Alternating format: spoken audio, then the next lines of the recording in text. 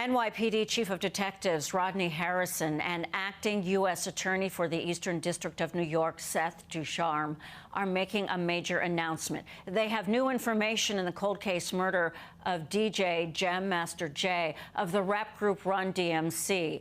The murder was in a Queens recording studio in 2002. Let's go to the announcements now. We're here today to announce the fact that a grand jury here in the Eastern District has returned an indictment, and we have alleged that two defendants, Carl Jordan Jr. and Ronald Washington, are responsible for the murder of Jason Mizell, who's known to many of us as Jam Master Jay from the hip-hop group Run DMC. You know, this is a case that's been around for a long time, as many of you know. Back in 2002, on October 30th, we allege that the defendants Jordan and Washington walked into the music studio in Queens where Mr. Mizell and others, and they shot him in cold blood. Our office, along with our federal partners and the NYPD, started working that case in the early 2000s, very soon after the murder. And there were a lot of challenges that we faced right away. In fact, one of the first cases that I worked on when I was here as a prosecutor in 2008 was this very case. And these gentlemen and our team were able to accomplish what I was frankly not then able to accomplish. And it's really through their hard work and the work of the Queens Cold Case Detective Squad, the FBI, who was with us at the outset, and the ATF, who has joined us along the way, really never gave up on this case. It was important to us then, and it remains extremely important to us now to bring justice for the victim and his family and his friends and the community that cared so much about those events. I'm not going to talk in detail about the case or the investigation. We have public charges filed and a detention letter that will be before the court, and that will contain some more information. I think it's important that we recognize that this is just the first step in a process. That charges in an indictment, as you know, are allegations. That every defendant has a right to hold the government to its burden of proving guilt beyond a reasonable doubt in a courtroom, and that's what we intend to do with respect to these defendants. I also think it's important in this time for us to recognize that there are certain crimes for which the passage of time affords no safe harbor, and murder is one of them. We've charged this case with respect to Mr. Jordan as a drug-related homicide and the use of a firearm in connection with that offense, and the same charges apply to Mr. Washington. Also, with respect to Mr. Jordan, we've charged a conspiracy, narcotics distribution count, and 7 substantive distribution counts. But primarily, this is a case about a murder that for nearly 2 decades had gone unanswered. And so today we begin to answer that question of who killed Jason Mizell and why, and we're confident that we can prove those charges beyond a reasonable doubt. So with that, I'm going to turn the podium over to Chief of Detectives Harrison. I'm sorry, I did detect there was some background noise there at the outset. I don't know, was everybody able to hear my earlier remarks? Sure, I can repeat those. I'm happy to do that. So, a grand jury returned an indictment here in the Eastern District of New York, charging 2 defendants, Carl Jordan Jr. and Ronald Washington, for their involvement in the murder of Jason Mizell, who I think you all know was known as Jam Master Jay and part of the group Run DMC.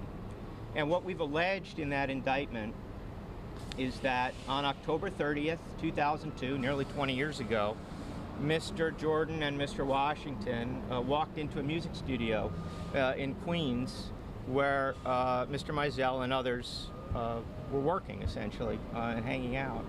And they walked in and they murdered him in cold blood.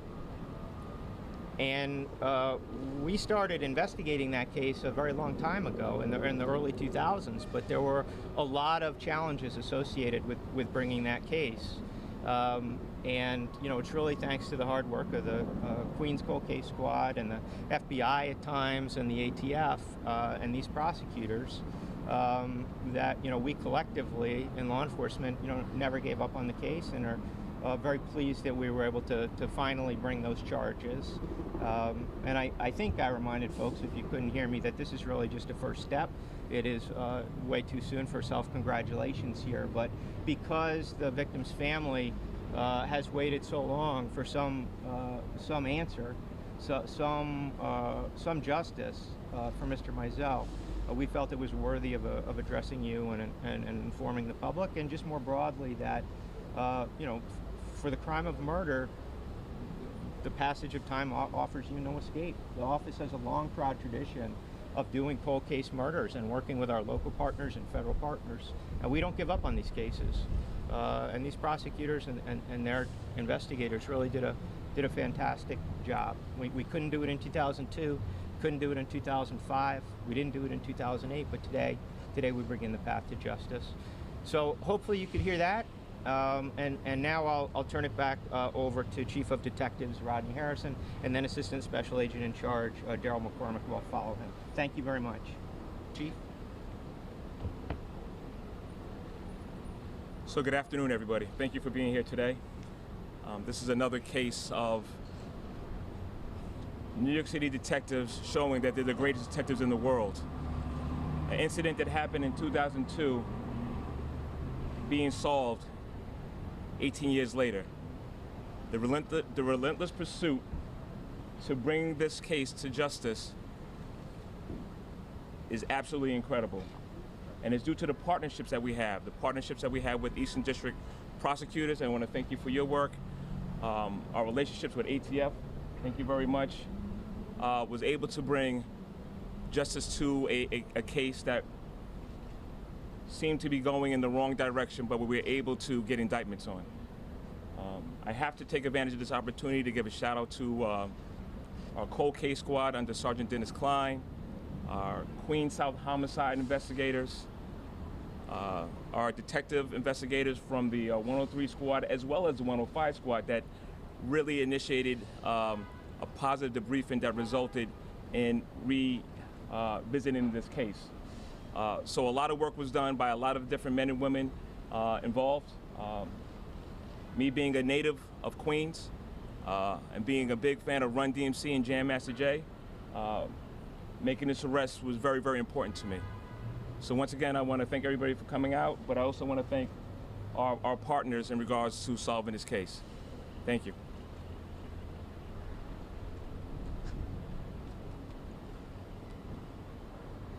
Good afternoon. My name is Daryl McCormick. I'm the Assistant Special Agent in charge of the ATF here in New York City. ATF joined this case in 2016, and since then we've worked diligently with our partners at NYPD and the U.S. Attorney's Office to solve the senseless murder of Jason Mizell, known as Jam Master Jay. NYPD detectives and ATF special agents employed a wide variety of investigative techniques to uncover the evidence that led us where we are here today to announce these arrests and these indictments. The investigation demonstrates the collaborative commitment that we bring to justice those involved in violent gun crime in New York City and across the country. To the family and friends of Mr. Mizell, who've endured a heavy burden of grief over these many years, we hope that today's arrests and indictments and this announcement will bring some measure of peace, knowing that those responsible will be held accountable. I want to also thank the United States Attorney's Office and the NYPD for the excellent collaborative work and the enormous effort put in by all those investigators and prosecutors in this case. Thank you very much. Thanks. I just want to add that Mr.